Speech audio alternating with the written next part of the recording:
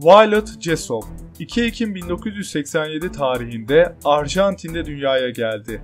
Aslen İrlandalıydı. Ailesi kendi doğmadan birkaç yıl önce hayvancılıkla uğraşma amacıyla Arjantin'e göçmüştü. Anne ve babasının 9 çocuğu oldu. Aralarından en büyüğü Violet'tı. Violet'ın 3 kardeşi dönemin tehlikeli hastalıklarına yakalandı ve küçük yaşta öldü. Violet ise tüberküloza yakalandı. Ölüme çok yaklaşmasına rağmen mucizevi bir şekilde hayatta kaldı. Violet'ın hayatını değiştiren olaylar zinciri babasının ölümüyle birlikte başladı. Genç yaşta zorlu bir hayatla karşı karşıya kaldı. Ailesiyle birlikte Arjantin'den ayrıldı ve Britanya'ya geri döndü. Kısa bir süre sonra annesini kaybetti. Violet gemilere ilgi duyuyordu. Hayatta kalmak ve hayatını sürdürebilmek için dönemin ünlü şirketlerinden Royal Mail Line'da hosteslik görevine başladı. Violet'ın asıl hikayesi de böylece başlamış oldu. 3 meşhur geminin yaptığı kazada gemideki yolcular arasındaydı. Hepsinden bir şekilde sağ kurtulmayı başaran şanslı bir insandı.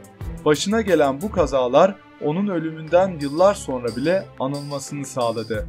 Bu videoda sizlere Violet Jessop'un kurtulduğu 3 gemi kazasını anlatacağım. Videomuza başlamadan önce kanalıma abone olarak ve bildirimleri açarak bu ve benzeri videolara herkesten önce ulaşabilirsiniz.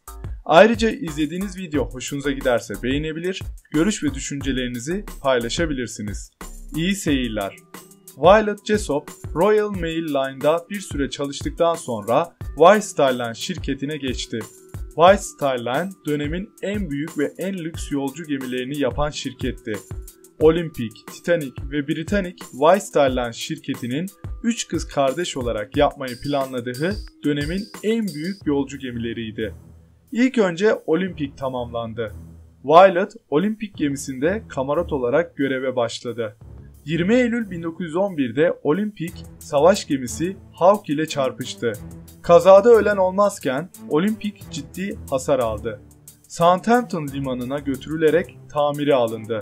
Violet yapıldığında en büyük gemi olan Olympic'te ilk gemi kazasını yaşamış oldu. Bu kaza sadece başlangıçtı. Olayın üzerinden bir yıl geçmemişti. 10 Nisan 1912'de ilk yolculuğuna çıkan Titanic'te görevli mürettebat arasında Violet da vardı. Titanic yolculuğunu Amerika'nın New York şehrine yapıyordu. Dönemin en büyük gemisiydi. Yolculuğun ilk günlerinde her şey normaldi. 14 Nisan 1912 akşamı geminin önüne bir anda buzdağı çıktı. Titanic buzdağına çarptı. Ağır hasar aldı ve batmaya başladı. O gün gemide bulunan yolcuların 1500'ü hayatını kaybetti. Violet kurtulan 700 yolcunun arasında yer aldı. Titanic batarken Violet ilk iş olarak İngilizce bilmeyen yolcuları güverteye çağırıyor ve onlara neler yapmaları gerektiği konusunda bilgiler veriyor. İlerleyen dakikalarda Violet 16 numaralı bota çağrılıyor. Görevi botun güvenli olduğunu kadın yolculara inandırmaktı. Böylece Violet bota biniyor ve diğer yolcuları ikna ediyor.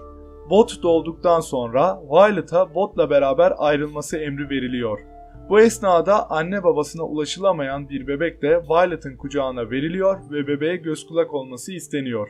Kaza gününden sonra Carpathia gemisi 16 numaralı bottaki yolcuları kurtarıyor. Carpathia'nın güvertesindeyken bir kadın Violet'ın yanına yaklaşıp kucağındaki bebeği alıyor. Violet başına gelen ikinci gemi kazasından bu şekilde kurtuldu. Aradan 4 yıl geçiyor. Bu sırada 1. Dünya Savaşı başlıyor. White Star Line şirketinin yapımına başladığı 3 kız kardeş geminin sonuncusu olan Britannic de tamamlanıyor. Hastane gemisi olan Britannic'te Violet görevli personel arasında yer alıyor. Britannic görevini yaptığı sırada 1916 yılında Ege Denizi'nde mayına çarpıyor. Ağır hasar alan gemi hızla batmaya başlıyor. Kaza sırasında gemideki yolcular arasında Violet da vardı.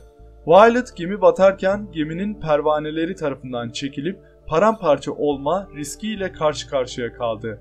Mucizevi bir şekilde kurtulmayı başardı.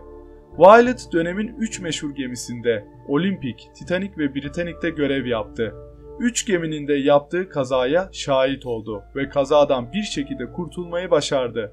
Başına gelen bu olaylar onu denizlerden uzaklaştırmaya yetmedi. Emekli olana kadar uzun yıllar farklı gemilerde görev yapmaya devam etti. 5 Mayıs 1971'de 83 yaşındayken kalp yetmezliğinden dolayı hayatını kaybetti.